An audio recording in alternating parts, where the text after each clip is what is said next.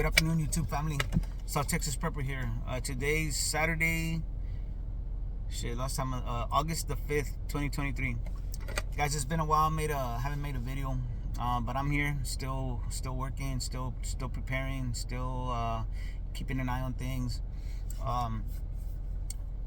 The main thing that I really wanted to report on was, obviously food prices are going up. We all know that. Fuel is going up. But I did want to mention a trend or something that I've been seeing and really this past week that's been really talked about a lot, and that I'm seeing with my own eyes kind of developing. Okay, so one of the things that a few of the things that I noticed, especially at the grocery store, that went up was the rice. Now they had talked about there was going to be a rice shortage a couple of weeks ago. India, I think, was going to stop exporting the rice. The rice that we get at our local grocery store had gone up from $10.98, then it went to $12.18, and now it's at $12.88 for a 25-pound bag. Another thing that really jumped out at me was the tuna. The tuna in water went up from 92 cents to 98 cents a can for a 5-ounce can. Now these cans of tuna have, like in the past, let's say since the health crisis started, I remember they were at 62 cents, then 68, they went to 72, they went to 80, and then 88. Then for a while they stayed at 92 cents for a while, and all of a sudden I went the other day and they went up to 98 cents for a 5-ounce can. Cereals are like very expensive. At least the quote unquote healthy cereals. Food across the board has gone up. Coffee especially has gone up. Tea, regular tea bags, the black tea has gone up. Everything across the board, guys, and I'm sure y'all have noticed this. Whenever I go and pick up a few things at the store, I grab maybe like 3 or 4 bags, and it's like $50-$60, and I'm like, that always blows my mind, like, so little groceries, but also another thing that happened here was the fuel went up. Gas went up. It was at $2.99 for a while. All of a sudden it went up to like $3.49, went down to $3.39, and I believe the last time I went a couple of days ago was I think it was at $3.29 per gallon at the Murphy. So they're around that range, $3.35, $3.39, $3.29. Oh, one of the gas stations, and y'all let me know why you think this is, but if you pay credit, if you're paying with a card, it's $3.39 a gallon. If you're paying cash, it's $3.29. So I have a few ideas, or in particular why that is, but y'all let me know why in the comments, why you think that it's cheaper if you pay with cash. And speaking of that, it's a good transition into what I've been noticing, and that's that this digital, the central bank digital currencies, you can tell that they are on the way. They're already being used. They've already been kind of like, I guess, activated, but you can see that I did a couple of business transactions at my bank, and I could tell by the way the transactions went, the way these business deals went, that the digital currencies are here, or they're on the way. On the surface, my bank is still, I do business with a credit union, and they're not it's not officially, they're not using it. I also looked up a list of banks that are already using it. They're not using it yet. At least they're not announcing it. They haven't announced it yet. But digital currencies are on the way, guys. there's so many things going on right now, so many changes that it's kind of hard to keep up. But the things that I'm seeing, and I'm sure y'all that are here on this channel have been seeing these things coming for years. The cashless society, the digital currencies, the money going up, the like the interest rates, and the value of our dollar going down. Another thing, I had a meeting. We had a meeting, all the supervisors at my work, and so basically everything is going to be integrated into one system. Like, for example, we get our supplies from, like, I deal mainly with a couple of suppliers for facilities maintenance. And so what's going to happen is, we do have an app where we are supposed to do open up our work orders, complete our work orders. You can put what part you're gonna use, or what part you needed. So this system is already integrated. Like, let's say with one of the suppliers, and as soon as you use that product, that company or that supplier will automatically kind of like do it complete, kind of like mark it down that, hey, you're gonna need one more of that part, that you just used that part. So I believe it all that has to do with central bank digital currencies and how everything is going to be cataloged. Everything is going to be accounted for, even ourselves, even our bodies. That's how we're going to get paid. And I'm talking about, if you're looking at it in the grand scheme, right? It's a big, how do you say, the way they're going to do things. Another thing, guys, is that in this industry, we have a lot of vendors. We have housekeepers, we have painters, we have carpenters. Mainly three things that we deal with. For me, I will deal with a lot with housekeepers, the painters, and like carpet or flooring, right? Either carpet clean or carpet replace, flooring, whatever. Those are the three types of vendors that we deal with, especially when we're flipping, when we're making ready apartments. Okay, most of these vendors that we deal with are small local businesses, people, DBAs, small LLCs, very local businesses. In order for them to be able to do business with us, there used to be a database that they had to be in, and that database, which we call RMIS, make sure that they had their all their insurances, their bonds,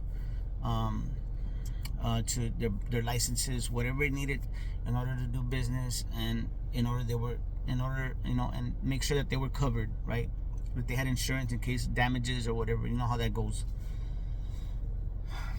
So a few months ago, we went into another database, and this one is a little bit more, it costs more, right? And the main thing that I took away from this is that these vendors, a lot of them can't afford the fees and the insurances that this new vendor is, this new database is asking for. It's a lot more money. And so what you're seeing is a lot of the small local mom and pop vendors just be priced out. They can't do it. They can't afford it. So it just another example of just like what happened in the health crisis, when all these small businesses were forced out, while the big businesses and big corporations stayed open. You know what I'm saying? And we're seeing the same thing. Just a lot of things that we talked about, and a lot of things that we saw that were very abstract, right? A lot of things that we couldn't really explain to other people because they don't have an understanding of the way the business world works, or if they do, it's so compartmentalized, right? So broken down into different parts that they didn't really see the whole picture, right? The whole picture, the whole system put together. And so kind of it was very hard to explain to the average person of what you were trying to tell them about how this system, it's like a big noose being put around your neck. And they just couldn't see it, or they to them it was just, well, that's the way things go, that's the way things are, you know what I mean? They had that attitude of, well, that's the way things are, but all these abstract things are starting to come to fruition, guys. They're starting to materialize. They're starting to come into effect right now. And the thing is, this kind of the scary thing is that you kind of just roll with it, right? You got to adjust. And that's one thing I learned, that you're just gonna have to adjust to these things, and do what you have to do to be able to survive. I understand a lot of people talk about the number of the beast, and the number, and it's mind-boggling to me that the Bible, that these things were prophesied and these things were talked about all those years ago, but they're here. And it almost becomes philosophical in a way, dealing with all this, right?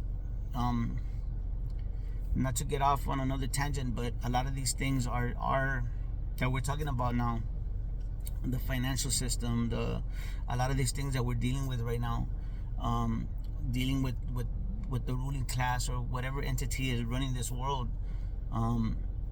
It's almost a spiritual, religious thing, where are you gonna stay higher minded, right? Are you gonna be, live your life and use your emotions and your feelings or whatever, when you just gotta be very strategic, very logical. You're gonna have to use your intelligence, your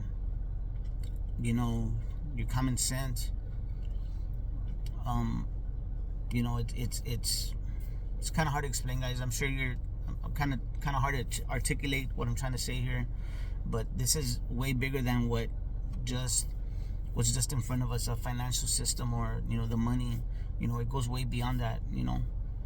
So kind of, not to get off on there, but it really is, guys. And not to get off on this tangent, but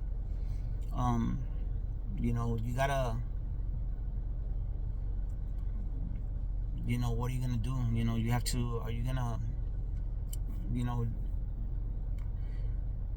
live through this life and do what you have to do to survive and to thrive, and at the same time keep your morality, keep your honor and your integrity?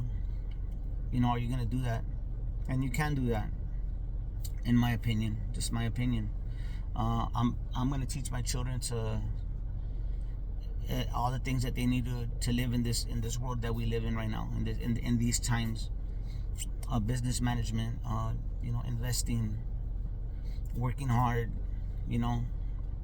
working smart, right? Working smart, not hard. Using your mind, using your brain instead of your hands. Combination of both. So anyway, guys, another thing before I forget. So I went to this meeting, supervisors. It's in a part of the city where it's new growth, right? I used to work in a ranch out there. I was a ranch hand, long time ago, and that area now is like, it's all new. The buildings are new, the homes. It used to be, it was all hill country, right? And now it's brand new basically, right? It's this, you go out there and you're like, damn, it's like two worlds, guys. Two new worlds. It's like a whole different world from where we live right here. New buildings, new everything, new highways. The roads are new, the landscaping, and it's like, man, like, is there really what's going on? Are we really in a financial crisis? You couldn't really tell. People driving around new cars, everything's new out there. You know what I'm saying? You could tell people are doing well. They might be living off their credit card. That's possible. Just living off of credit, they have real good credit. But living like that is that I don't think in this time that we're living through it's sustainable. You know what I mean? But anyway, it was just an eye opener for me. I've been there before. I've been different parts of the city where it's new like that. The new growth, it's usually outward, and it always boggles my mind to see that. But anyway, one thing before I forget, this trend that I've been hearing lately is that we are, whatever financial crisis that this collapse or whatever, it's getting close. Now I know that in September, guys, of 2019, I remember hearing about the repo crisis, reverse repos and all that. I remember when all that was going on, and I knew that there was something real serious going on, but they were able to avert that through the shenanigans, right? Right before the health crisis. So we've been in it really since 2008. Since the 2008 financial crisis is when all of this started. But 2019 was the kickoff to this. It was the beginning of this new paradigm. That was the trigger, in my opinion. And the health crisis was the elites, their coming out time where they made themselves known. So we're in it right now, and I think that we're getting to that climax of finally things coming, all these bad things coming together, and for a lot of people it's gonna be bad, and for some people it's gonna be opportunity. So we gotta be. That's what we've been preparing, guys, is to line ourselves up and just be ready.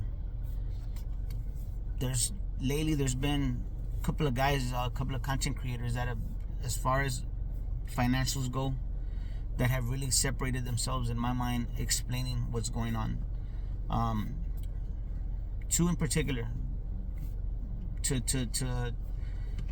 really, that have really impressed me, is Economic Ninja and Economic Ninja, because he ties kind of like the spiritual and the mental aspects of what's going on, and Financial Heresy. And of course you got Nobody's Special Finance, you got Gregory Manorino, Jay Bravo. Those guys are awesome, but these two guys have really stood out lately, as far as our financials go. So anyway, I always gotta give shout outs to, then there's regular guys that, organ preparedness. There's so many guys, just regular guys that are out there, preparedness now, prepper now. Just so many guys that are really kind of keeping everybody in the loop in a way that they can understand. So anyway, guys, me, I'm not, I have no fear. I know what's going on. I've prepared as best as I can. I know what's going on, and that helps. I just try to warn people, try to wake people up, as best as I can, and I'm working very hard to make sure that my family makes it through this, and that we come out ahead. That we come out at least alive, and with our things intact, with our home, with whatever we need to survive in this world, that we make it through. And that's what I want for y'all. So anyway, guys, y'all take care of each other and love each other out there, because that's what we're here for. God bless.